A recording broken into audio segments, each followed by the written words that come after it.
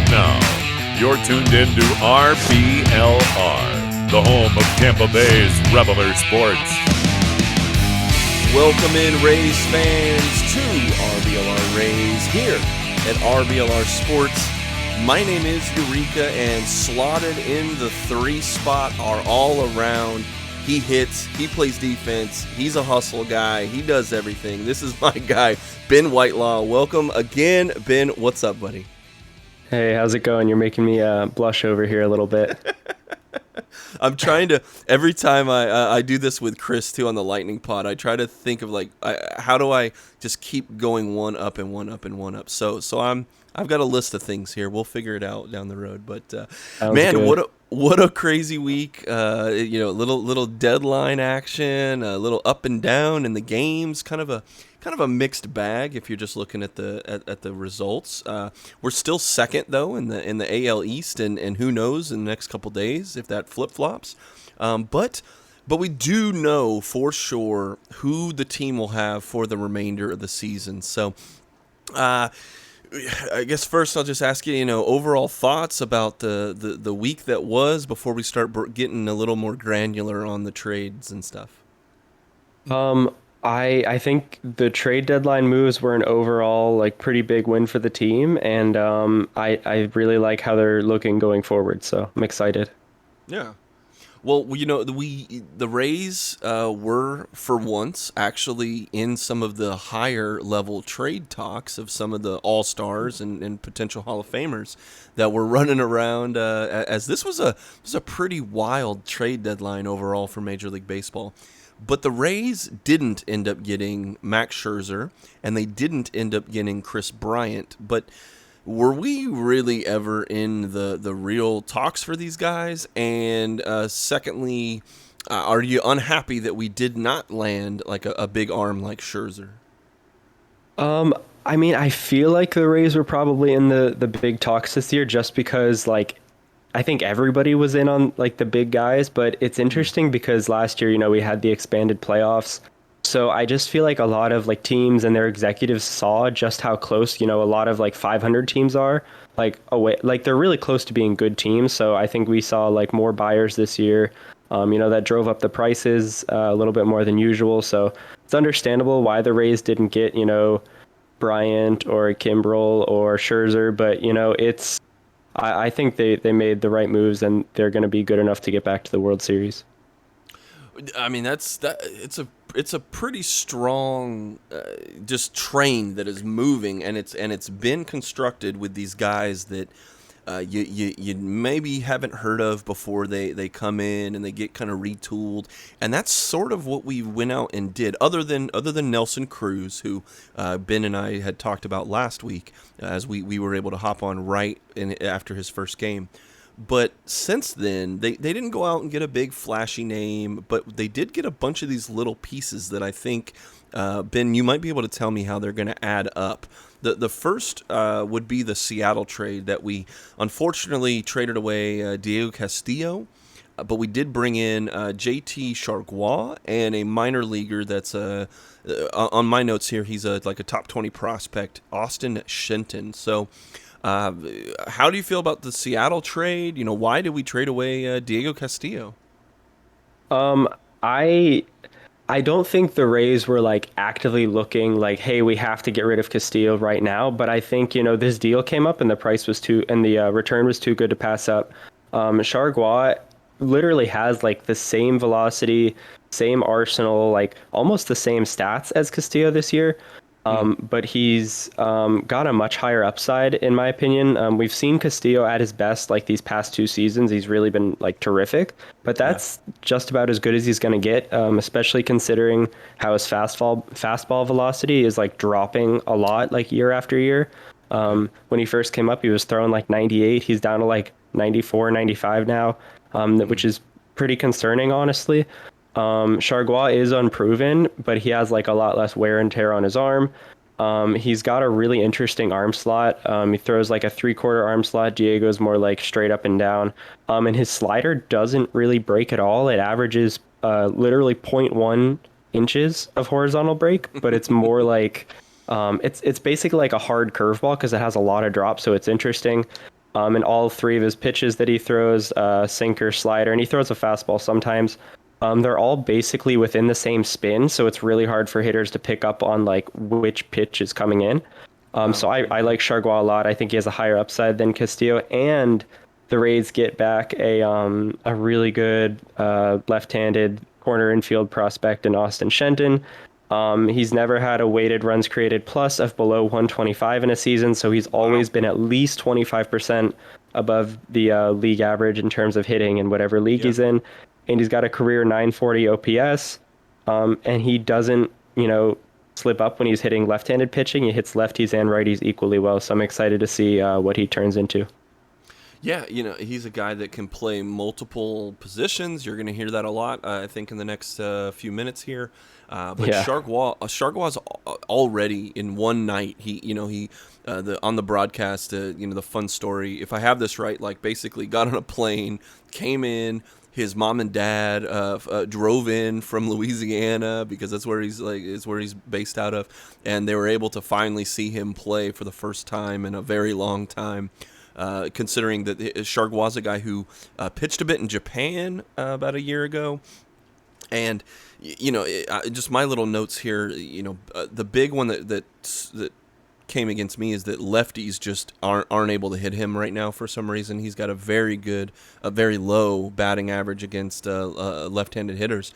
But, here's a guy who already is just turning the charm on. I call him Charmgua or whatever. And, he's just like, he's, the guys on the broadcast are saying, oh, this is immediately like one of our top 5 Rays personalities and just a good story. And it's one of these guys that just is a Tampa Bay Ray, man. Like through and through, it almost sounds like he's exactly the coming off of the assembly line of these guys that they do a couple crazy things. We pick them up, we dust them around a little bit, and then all of a sudden it's like just another amazing arm to come out of the pen. So, and they do it. Neander does it again, man. You get a guy who has a top upside.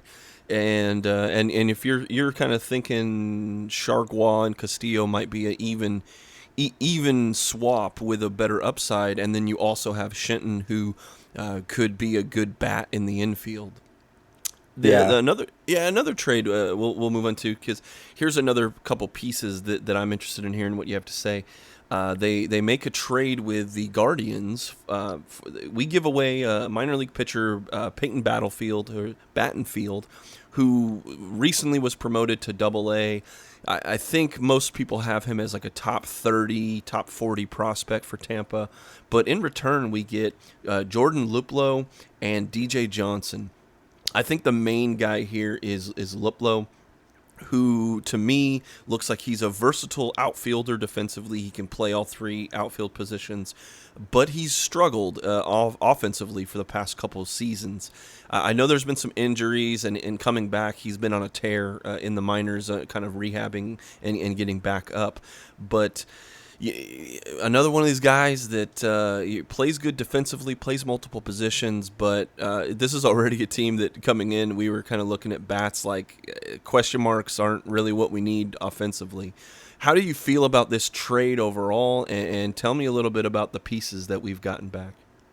This is honestly a pretty underrated deal. Like, Battenfield was a good pitcher. Like, don't get me wrong, I like him a lot, but he's 23 and he's just now getting promoted to Double-A. So like, it's nothing against him. It's just the pitching depth with the Rays is too good, and he's not really like standing out like Shane Baz or Joe Ryan before he left. So I think it's a good time to sell on him. He was having a good season, but yeah, Luplow is. He mashes lefties. Like, that's all he does, and that's what the Rays needed. So he's a good depth piece. I'm sure we'll probably see him at some point. He's got a 145 weighted runs created plus against left-handed pitching for his whole career.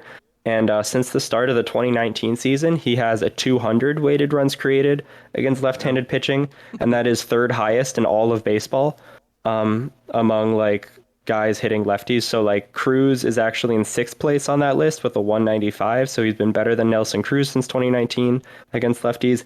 And somebody the Rays wanted a lot, Chris Bryant, is 22nd on that list with a 169 weighted runs created. So we needed a left-handed bat, and the Rays got the second or the third best left-handed bat available technically.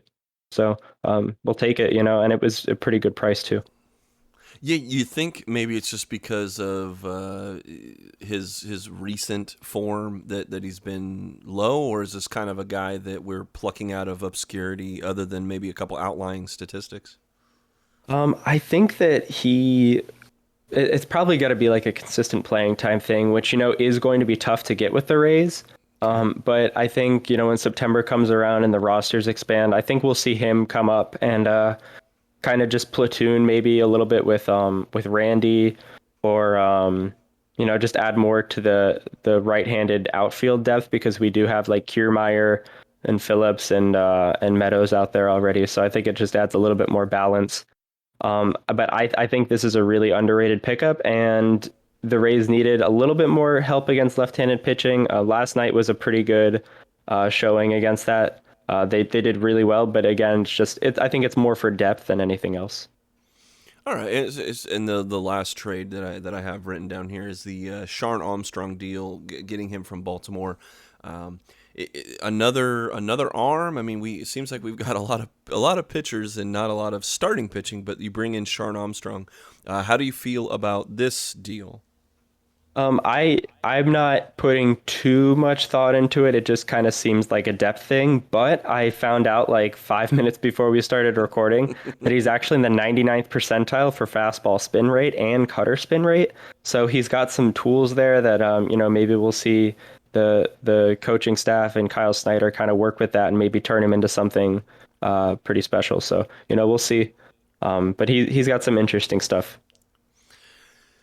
So they go out, they get a couple role players, they get a couple depth pieces. Other than the Nelson Cruz is a gigantic get for the Rays, and something that I think might have been uncharacteristically done by Neander. But what they didn't do though might be a little bit of a talking point here. They weren't able to get rid of Kevin Kiermaier, but were they really? Was he kind of the centerpiece in maybe the bigger Scherzer and Bryant deals, and maybe that's why it fell through? And are you seeing what they might be able to do with Kevin Kiermaier for the rest of this year? Kiermaier has been like hitting his own weight a little bit recently, so he's not like a completely like dead spot on the roster, but he is really expensive. So I'm a little surprised to see they didn't, move him. I'm sure they could have been trying to move him. Nobody really knows for sure. But I am a little surprised that he wasn't, I guess maybe shopped around more. I'm also a little surprised that the Rays didn't try to clear up any 40-man spots, because they have a big roster crunch coming up in the winter here. Lots of guys that are going to need protection from the Rule 5 draft. So they have a lot of like pending free agents after this season. So that'll help out a little bit. But I'm still surprised that maybe like Padlo or Brasso, some guy like that wasn't moved. So. It's interesting, but they have like one of the best records in baseball since 2008. So I'll trust them, but I'm still a little confused about not clearing up 40-man space. Yeah, especially when we've got guys like we had kind of thrown out names like Wendell, Brasso, Margot. That you're right. There's both the pitching and the hitting, but pitching more so because of injured guys that are returning, and that's kind of why it was a little interesting to see them go out and get a couple arms, maybe as insurance policies against if some of these guys that are like Archer and we saw Patino this week. We saw some of these guys that have had a little bit of injuries that are either coming back or that are, they might have a setback or two. Plus, you never know. I mean, we're still a couple months away from the postseason. Something could happen. But the next thing I wanted to talk about is maybe some of the other trades that we've seen in this division. I guess we'll start with the Red Sox. Their big one was they added Kyle Schwarber. He's a power hitter. He is injured. Speaking of injuries, he's got a hurt hammy, and we'll maybe see him around August. How do you feel about the Red Sox trying to add another power bat in that lineup? I think that was the right move for them, but I don't think. I mean, they're getting Sale back, and they also added Robles probably Yeah, from Minnesota. I don't know him yeah, exactly, but he throws pretty hard, and Sale is working his way back. It's just I don't see how they can continue to stay as healthy as they've been. They haven't really had like any adversity this season, which is pretty interesting because so many teams are getting so many injuries with, going back to a 162 game season. I don't want anybody to get injured, obviously, because that's not cool to, wish that on anyone. I just don't see how they keep getting so lucky and how they yeah, keep staying so healthy when like everybody else is falling apart around them. So I think it's good they made the moves they did because, injuries happen to everybody. It's inevitable. But I think I think I don't really think they have much depth, even with the trades they made. yeah. Well, speaking of depth, the Yankees have added four. I mean, they went out and spent some money.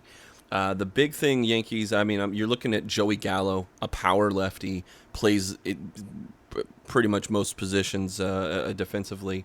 He is alongside Anthony Rizzo, who's an infielder, another power lefty. So it's kind of pretty apparent what they're trying to do offensively, adding a little bit of life to that. Where they got Judge coming back from injury. But then on the mound, they added Andrew Heaney, who's got over 113 strikeouts already in 94 innings. He only walks 31 guys in that same time span.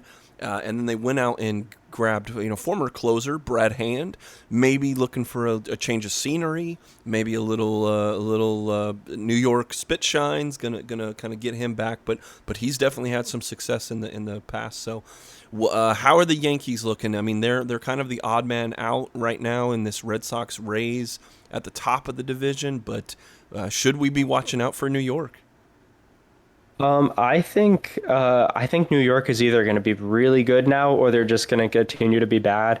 Like Gallo's a great player, Rizzo's a great player, and Heaney was probably like the one pitcher I really wanted the Rays to get, so it kind of sucks to see him to go to New York.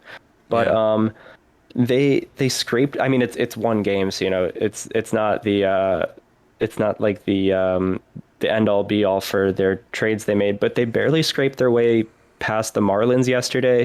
The yeah, Marlins like kind of outplayed them. The Yankees just got the timely hits, but like I don't. I think they're either going to finish like second or fourth. I think there's really just going to be like they're either going to make the wild card, maybe have a run at the division, or they're just going to continue to be in like the not the cellar, but the stairway to the cellar. They're yeah, yeah. not playing great, but we'll see. They did give up a lot of prospects though, but they had a pretty good farm system, so it didn't hurt them too much. Yeah. The Blue Jays added Jose Barrios, man, who I think, very good for them to add some pitching. We had talked about if they were able to add some arms to that offensive potential that they have there, then they're going to be pretty scary. Well, they went out and grabbed a couple guys. Jose Barrios, who I think is going to be very good in their kind of middle to back end of their rotation, and Joakim Soria, who's pitching better than his 4.3 ERA suggests. I mean, he's looking at a FIP of 3.74. So, hopefully with a little younger guys behind him moving around and making some defensive plays that'll drop too. So, how do you feel about the arms? And maybe if there's any other trades you think the Blue Jays made that looked pretty cool?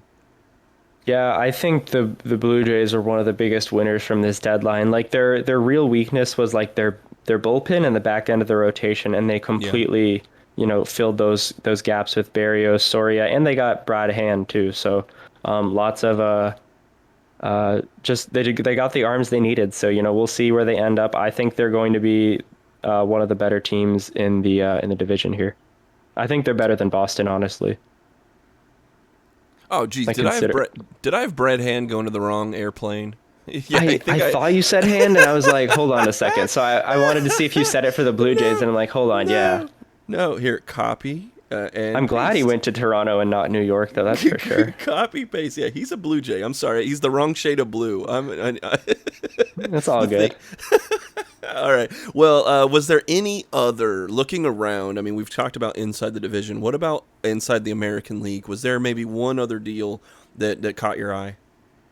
The White Sox, Yeah. they added just another weapon to their bullpen with Kimbrel. Yeah. Nobody really knows who's going to pitch like the eighth and ninth innings between, um, all the guys they have that are pretty good in their bullpen, but I guess it doesn't really matter. They're going to be a good team. Um, the only thing though against the White Sox is they can't keep playing like the Tigers and the Twins for half the season. Like they're going to have to start playing better teams. I know you don't get to pick your opponents, you don't get to pick your division, but their record against 500 teams, I think it's like, or against teams that are 500 or better, I think they have like a 500 record, so they're not really like battle tested yet. Yeah. But this trade is definitely going to help see if they're like real contenders or if they're just kind of fake. So they're a good team, but again, they haven't really been tested as much as other teams.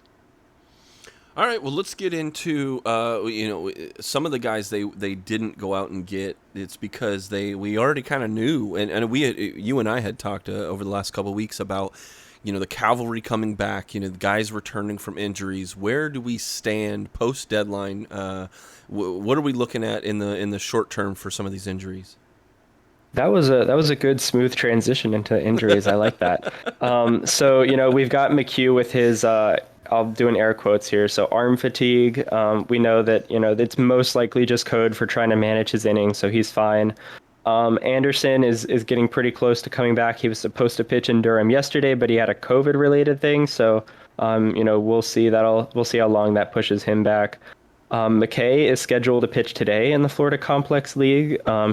He's thrown a couple like really good innings there so far, so he might be due to go up to Durham soon.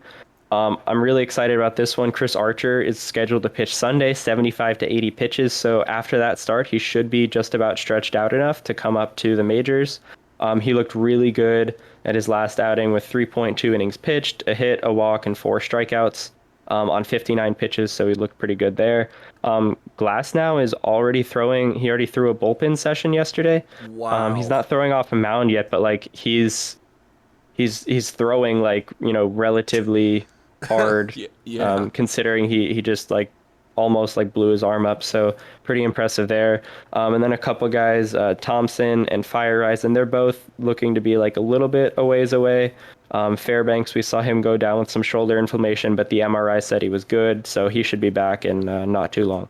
But yeah, there are so many arms coming back that it's going to feel like they made extra trades with all these guys coming up.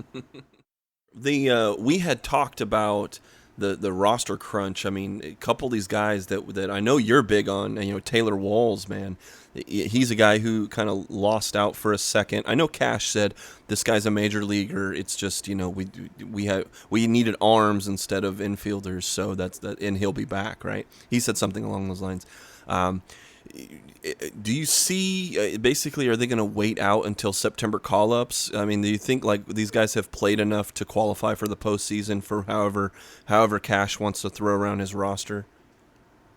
I think they might wait until September. I think a guy like Archer might come up a little bit sooner, and I think Anderson too. But like with McKay, I it's really tough, man. They're like, because I really like what Lewis Head's been doing. I like Chris Mazza in the role that he's been in, like, but there are also like as good or better options like coming off the IL. So I think the use of these guys and maybe performance might impact it too. But I think we're going to see some really tough decisions that they're going to have to make soon. So it'll be interesting, but it's better to have like this depth problem than to be like another team where it's just like you have 3 good pitchers and then nobody else after that. So it's a good problem to have. Yeah. Well, let's get into the week that was for the Tampa Bay Rays on the field. I mean, that's I think the big work had been done in the boardroom and in the GM's office, but on the field, our guys played a little bit of baseball against the Guardians. We went against the Yankees and started a series against the Red Sox. So there's a lot of, and we'll get into the week that's coming up. It's a lot of divisional tilts. But the first game since we have last spoke was the 8-2 win against the Guardians. This keeps a 5-game winning streak going, and even we slide into a first place tie after this win. Austin Meadows had himself a ball game. G-Man Choi had himself a crazy 3 RBI day, and even Brett Phillips got in and hit a homer. So, what'd you see out of the Guardians' win here? I really liked it was that it was like a pretty good team win. Everybody in the lineup except for Kiermaier had 2 or more balls hit off the bat at 95 miles an hour or harder. So everybody was Yeah. seeing the ball well, hitting the ball well. You mentioned Phillips hitting his home run. He's got like a weighted runs created against right-handed pitching this season of like 145. So he's been like secretly really good against righties. So it's good to see him continue to do that. Yep. But yeah, just a good team win. I thought Lewis Head looked really great too, coming out of the bullpen there. It's fun to watch him throw those sliders. Yeah, that whole it was a bullpen game. Right. They combine, if we put them all together, you combine for 5 hits, 1 earned run, no walks, and 10 Ks over 9 innings. Like that's a hell of a performance from these guys. Oh, I mean, yeah. it's I love seeing you look at that box score. It's just 1 innings pitched, no hits, no runs, 1 strikeout, 2 strikeouts. And it's like, yeah, buddy, let's go. Right. They couldn't keep it going though. The next game, it was a good pitching matchup. The next game was a 3-2 loss at the Guardians. Ryan Yarbrough versus Tristan McKenzie. Both of these guys pretty similar stat lines. I mean, Yarb's going 7 innings, which hell yeah. Only giving up 5 hits, an earned run. He walked 1 dude and struck out 6. That's pretty much what Tristan McKenzie did in 6 innings of work. Almost identical. 6 innings, 5 hits, 2 earned, 1 walk, 6 Ks. No offense really to speak of in my notes here. I was like, the Rays just, man, other than Nelson Cruz hitting a homer in the 6th and Brett Phillips again being really the only player to get more than 1 hit, this was a pretty solid pitching and defense game up until the 8th inning. What did you see out of this one? Yeah, I didn't really have any notes for the offense either here. It was pretty quiet, but I was very impressed with Yarborough and Mejia working together. They have been struggling so much this season. They had 2 pretty shaky outings against Boston and then Baltimore together. And Yarborough's ERA pitching to Mejia going into this game was a 6.85. And it's a 3.91 with Zunino. So he's obviously, not as comfortable with Mejia, but, Cash and the coaching staff got him right. They got him back out there, and they pitched so well together. It was really cool to see Mejia calling such a great game. And I think they outdueled McKenzie and Roberto Perez. Yeah. But it was a little disappointing not to win that game because they were so close, and Emmanuel Clase came in and he couldn't throw strikes, but the Rays hitters were just a little too jumpy. So I think they learned a lot from that game. So it's not all bad, but it was still a little unfortunate not to win that one. Now, the one other note I did want to talk about this before we move on to the Yankees series is, Whistler comes in and kind of all the bad things start happening in the 8th inning. But should we blame Matt Whistler? I mean, he's been doing really well, but there have been some times that some crazy things have popped off. Is that just baseball, or is there something about how Whistler's pitching? I think it's a little bit of both. I don't really think it's his fault because he did throw 35 pitches across 2 innings, not the game right before, but 2 games before. So he definitely needed more rest. His velocity was down, his spin was down going into that game. But I think Cash was fine with kind of seeing how much they can get out of Whistler. So it was more of a test than anything else. The offense should have picked up the team, but they didn't. So, it's not entirely on Whistler. And I think in all games are meaningful, but in a really meaningful game, I think we would have seen McHugh, if he wasn't, with his injury, that's not really an injury, or we would have seen Kittredge there too. So I think they were just testing Whistler. But, everybody has their physical limitations in terms of how much they can throw. So I don't really think it's a big deal. And then he also got redemption later on, like against the Yankees, I think, in the next game or two. So Yeah. he looked all right after that. The next couple of games, this was kind of the low point for me. This was the valley here.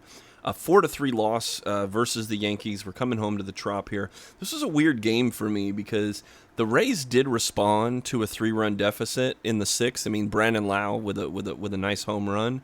You know, they did pretty well with runners in scoring positions. Lau 2 for 3. Rosarena had his one opportunity he converted, but other than that, they really just didn't have anything else. I mean, and then coupled with my notes here of Shane McClanahan again, it was like 9 hits. It was a ton of hits and base runners for him. But all in all, it wasn't as bad as it could have been for McClanahan. But again, just a ton of base runners, ton of hits, and other than some timely hitting, there wasn't a lot going on for the Rays here. Am I on the right path here, or am I missing something? Yeah, no, it wasn't really a great game for the Rays, but the Yankees didn't play great either. This honestly, the first 2 games of the Yankees and Rays series were pretty bad. Like Yeah, the yeah. Yankees had a 224 expected batting average that first game. The Rays had a 232. Like they both just neither team really looked like they should have won the game. But the Rays again just let Chad Green off the hook. He couldn't throw strikes to save his life, and they just kept swinging at balls. And then Britton was not sharp either, and again let him off the hook. And then Chapman, he was a little bit better than usual, especially considering his like recent performances. But the Rays kind of let him off the hook too. So it was a game for either team to go out and win, and the Yankees kind of just like stumbled into a win there. So. Yeah. And, not too concerning with McClanahan. I think his batting average on balls in play was like up over 430 that game. So he was just kind of like hung out to dry by his defense a little bit. Okay. But also it was some pretty good bounces the Yankees got. But yeah, it was a little annoying, but I wasn't really worried after that game. All right. Well, it kind of continued. I mean, I kind of have the same notes for the next Yeah. game. I mean, so the same thing happened again. It combined, the Yankees and Rays combined for 10 hits in 10 innings, and each team struck out more than 10 times. The Rays' best hitter today, Brandon Lau, 1 for 4 with an RBI double. I think they wasted a pretty decent performance by Michael Wacha. At least his best performance in a long time. 5 innings pitched, 3 hits, 1 run, but it wasn't an earned run. Walked a guy and struck out 9. And the bullpen even did great. It's just that 1 run, man. You're not going to get half off pizzas scoring 1 run, and it's just Right. just wasn't in the cards for him over these last 3 games now that we're talking. I mean, I'm sitting here going. Well, and it's another extra inning loss at home. It's just like it was kind of a bad little stretch there as a Rays fan. Yeah, that game was a little bit more frustrating than the first one, just because the Rays and Yankees were somehow even worse that game too. Like they both like the Yankees had a 208 expected batting average and the Rays had a 122. Like they both were so bad offensively. Cruz was scratched from the lineup, and that's their guy against left-handed pitching.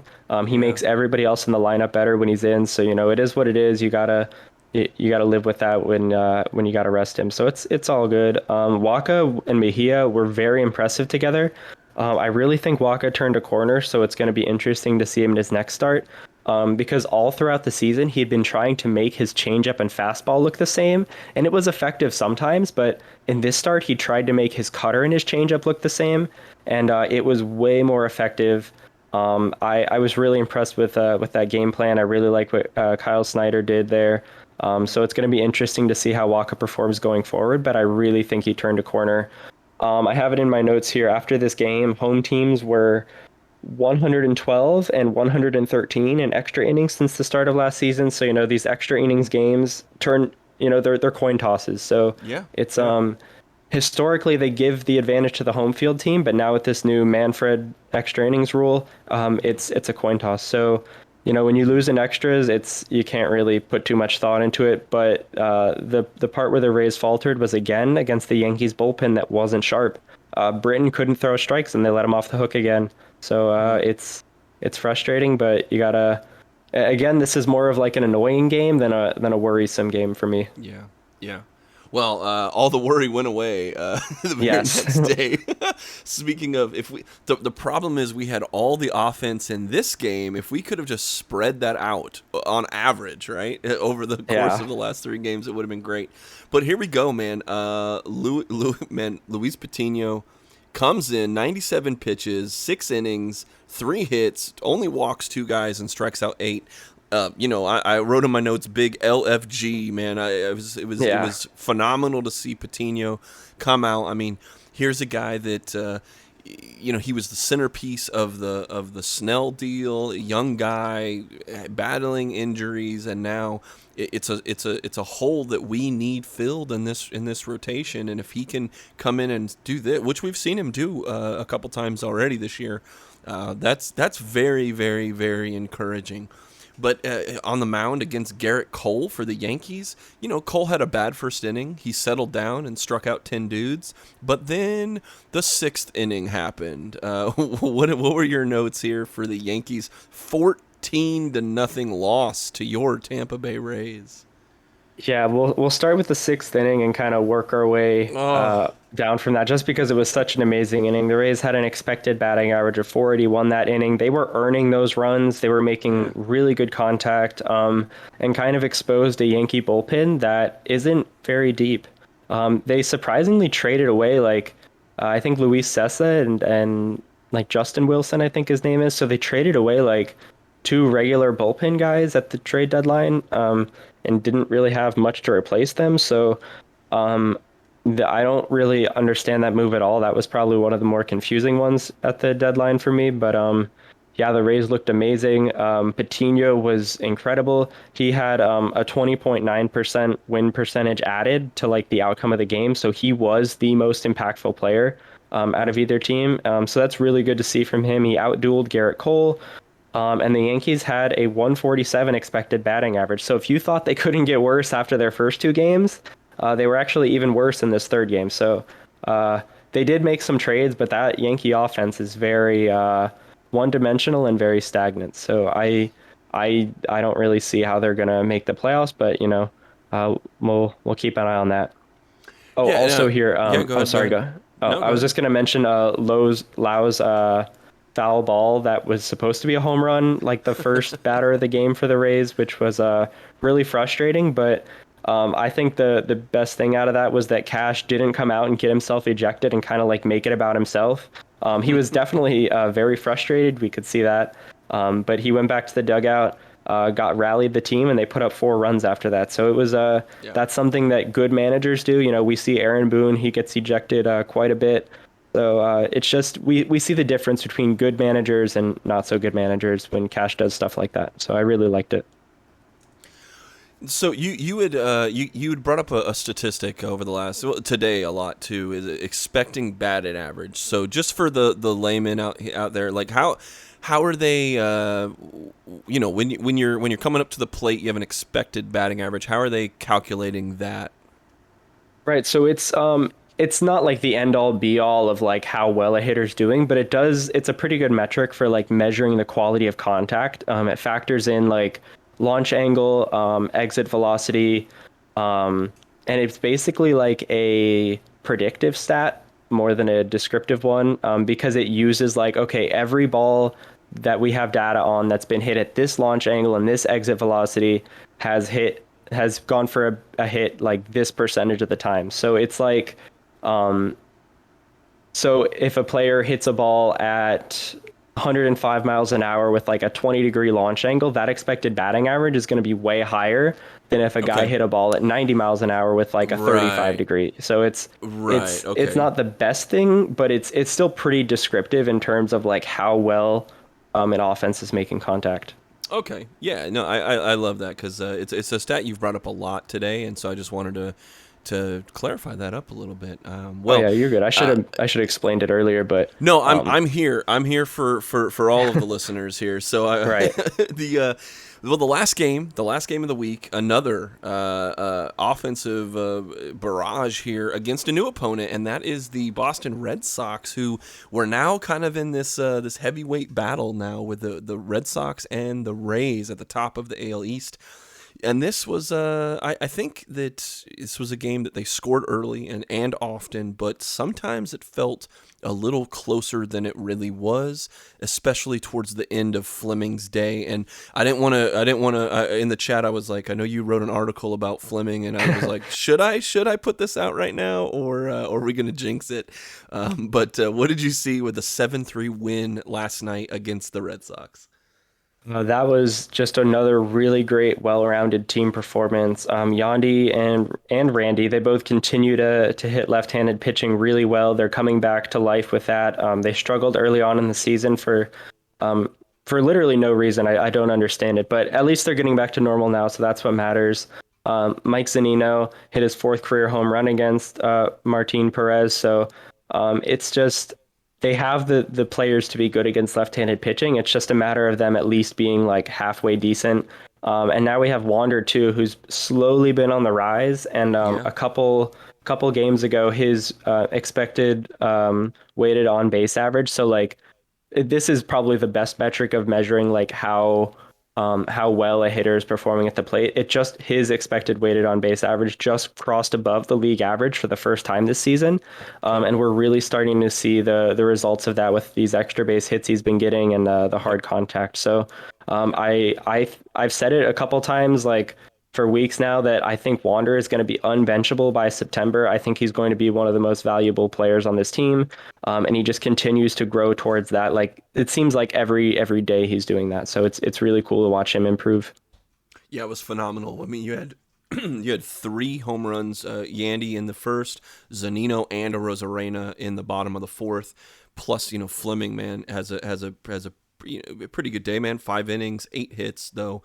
Strikes out 7 to make up for that, over 99 pitches. But then the bullpen just comes in. I mean, you said team effort here, man. They were getting it done at the plate, and the bullpen comes in, shuts it down. 4 innings, 5 Ks, only 1 walk, and 2 hits during that whole inning. I mean, including Chargois, who still had peanuts from the airplane in his back pocket. He comes in right. and even pitches. So it was just. I mean, that was as much as there was a little bit of drama towards the end of Fleming's outing there, the bullpen just came in and shut the door. So very, very happy. After that kind of lull in the middle of the week, they started it out great and they ended it even better. So who were your standout performances from the entire week? I know I'm a nerd for it, but that Yarbrough and Mejia partnership from their game against Cleveland there was just so. It felt so good to watch because they got redemption and they executed everything like nearly perfectly. Like it was really great to see that from Mejia. I feel really confident about him going forward. I know Zanino's still like the number 1 catcher on the team, like because of his defense, but Mejia is getting a little bit better behind the plate, and he's when he gets consistent playing time, he's shown that he can hit the ball pretty well too. So I really like that.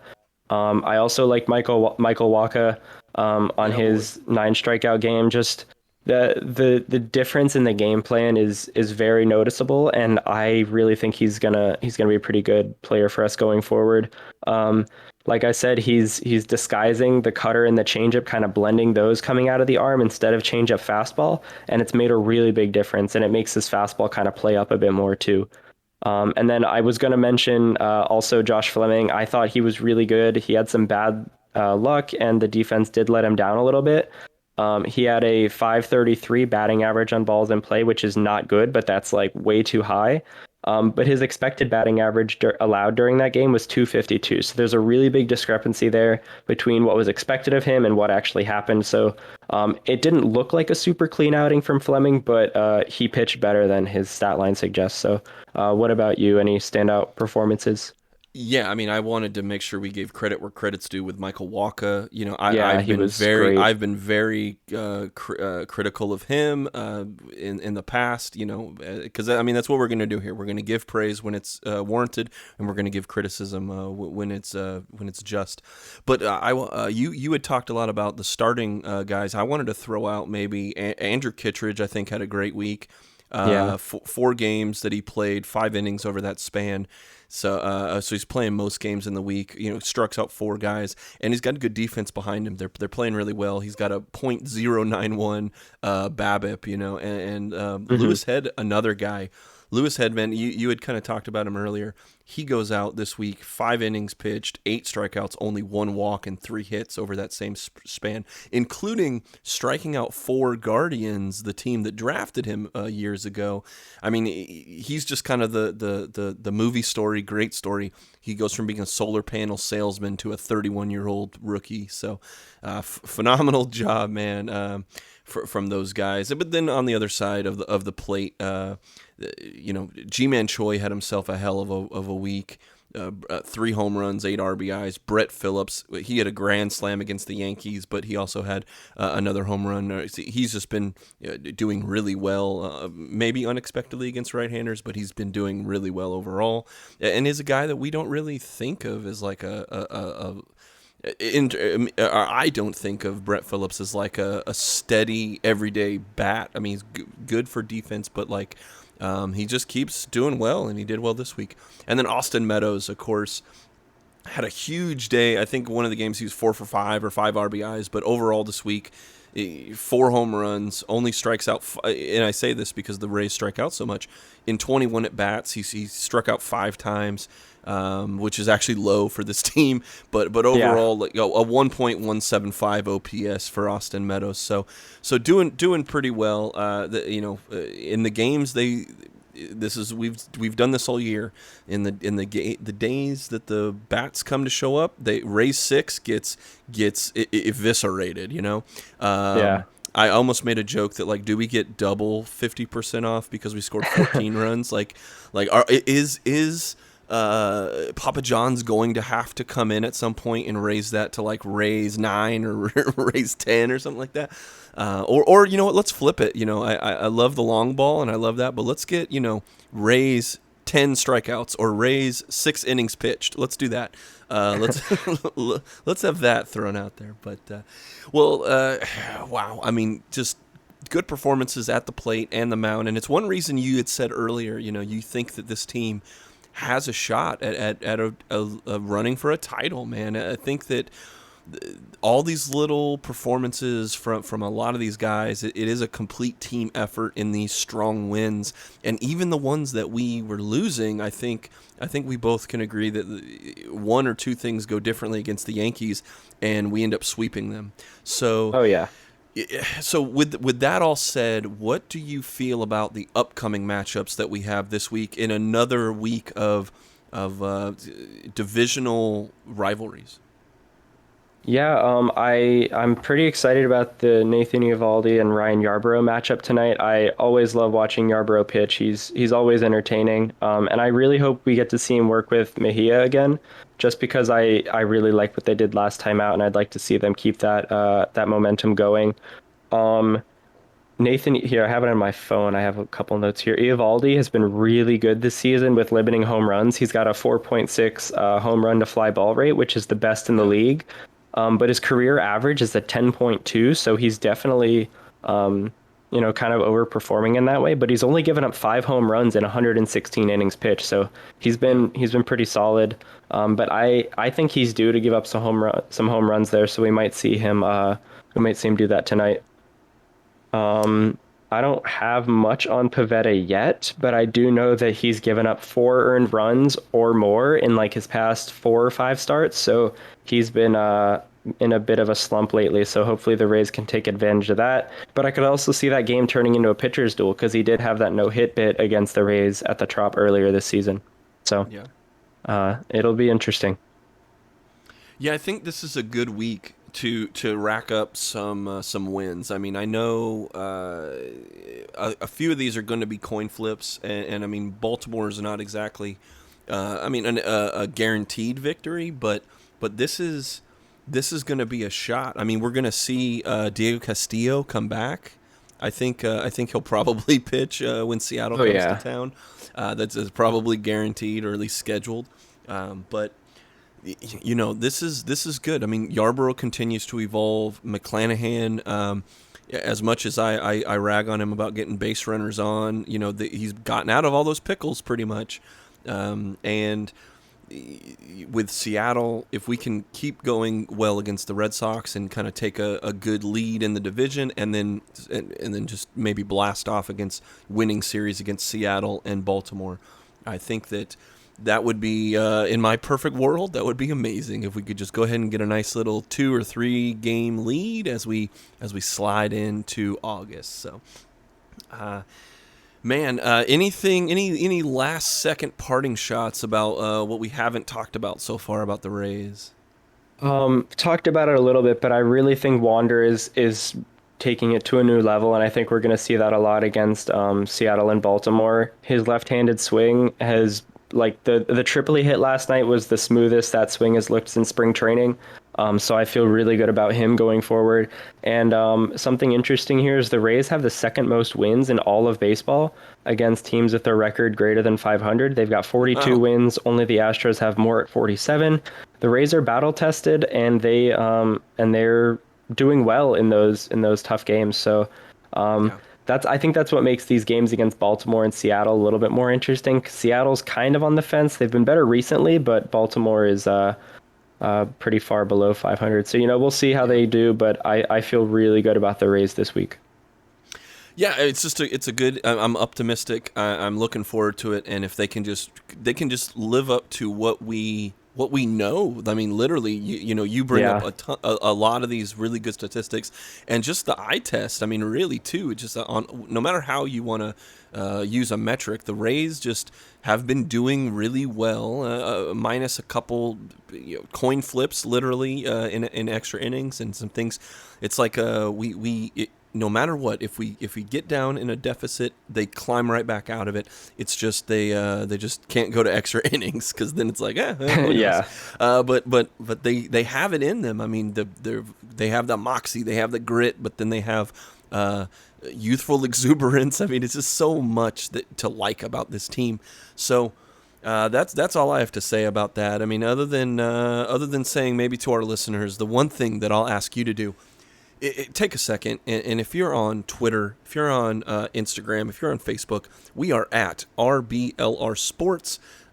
Please, if you give us a little follow, you're going to get links to everything, score updates, all that kind of stuff. But wherever you're listening to this as well, if you're on Apple Podcasts, Google Podcasts, iHeartRadio, Spotify, YouTube, you name it, you just got to hit that little subscribe button, hit that little follow button, and if there's a review section, let us know if we're giving you that 5-star quality that we try to give you each and every week. So, Ben, man, thank you again. Another wonderful show, another great show, and I'll give you the last word before we get out of here, boss. Yeah, great job. I feel like you always set me up really well, so I appreciate that. Good transitions, keep us organized, so good work. Hey man, you're the home run derby champ, buddy. I'm just here to toss you little softballs all the time, buddy. But with that, man, for Ben, for everyone here at RBLR Sports, my name again is Eureka. We say thank you, and of course, go Rays.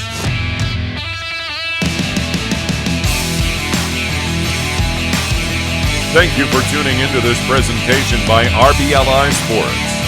On your way out of the stadium, please remember to like and subscribe.